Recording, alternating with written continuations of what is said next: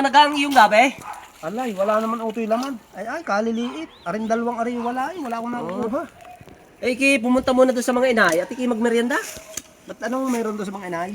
Dumating si Ineng. Ay di dala na ang mga gamit.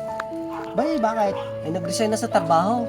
Ay di kay ang mga bata ay nalaki na nahihirapan ang inay mag-intindi. Ay, oo. Dapat naman sila ngayon nagsasakripisyo ang isa. Sila'y parehong may trabaho. Kaya nga. Taka pinakamaganda dapat ang mga bata ay nalaki sa magulang. Minsan lang makita ng mga bata. Yun. Kaya punta muna ikaw doon. Oo. Nanalubungan ako. Kaislaw, magmerienda na ikaw. Kunin mo ang tinapay doon sa rep at ginuguyam din eh. Anay, arin na lang ang inay juice. Ayaw ko ng tinapay. Nay, kumusta? May balita ko nag-resign na daw sa iyong trabaho. Oo kuya, nalaki ang mga bata ay hindi na daw kayang alagaan ng inay. Anong balak mo, Ineng? Magpapatayo na kayo ng sariling bahay kahit bahay kubo. Siguro na may malaki-laki na rin ang iyon nakuha pera. Ako kuya, hindi pa namin kaya magpagawa ng sariling bahay. Sabi ng asawa ko sabihanan ko muna daw kami titira. Tama yun, Ineng. Kung saan gusto ng iyong asawa, ay sundin mo. Hindi ining masamang tumira sa bianan. Ang pagtira sa bianan ay isang paghahanda para sa inyong kinabukasan.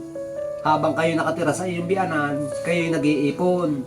Para kung pagdating ng araw at sapat na ang inyong ipon, pwede na kayong magpatayo ng inyong sariling bahay. Ako'y maninibago kuya at ako hindi sanay pumisan sa bianan. Yang gay ang kapisan ng biyanan ay laging maagang nagising. Oo nga, Ineng. Kung maaari, ikaw ay uunang gumising sa kanila. Yung paggising nila may mainit na tubig, may sinaing na. Yun ay napakalaking bagay para sa kanila. Kung hindi man Ineng kayo makapagbigay ng pera sa iyong biyanan, yung paggawa ng mga maliliit na bagay ay napakalaking tulong sa kanila. Katulad ng paglilinis ng bahay, huwag mong hayaang sila ang lilinis. Pagka ikaw ay maglalaba, kuhanin mo din ang kanilang mga maruruming damit at isama mo sa iyong labahin. Pag ikaw ay mamamalengke, itanong mo kung anong gusto nilang ulam. At higit sa lahat, Ineng, kung ano man ang alituntunin nila o rules dun sa bahay na yun, ay inyong igagayan, inyong susundin.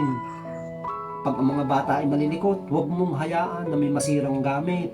Pag matutulog na Ineng sila, huwag mong hayaan na mga bata ay malilikot at maiingay. Alam mo ang matatanda ay mahirap gumawa ng tulog. Ang katahimikan ay napakahalaga para sa kanila. Iyo Ineng susundin yung aming mga sinabi at tiyak na kayo magkakasundo ng iyong biyanan. Oo inay, at sana'y balang araw kami makapagpagawa din ng sariling bahay.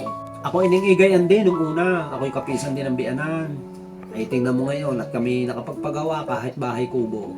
Kaya lamang kuya, ako'y taka doon sa iyong pinagawang bahay. Bakit gayon ay walang kusina? Meron Ineng. Hindi kayo meron ako dong kusina ang maliit. Yung ang dingding ipatpat. Wala kuya. Meron. Wala kuya. Meron Ineng. Wala nga Kaislaw. Ala, ay hindi rin kita ng inay eh. Hanggang ngayon dito pa kayo nakain sa amin.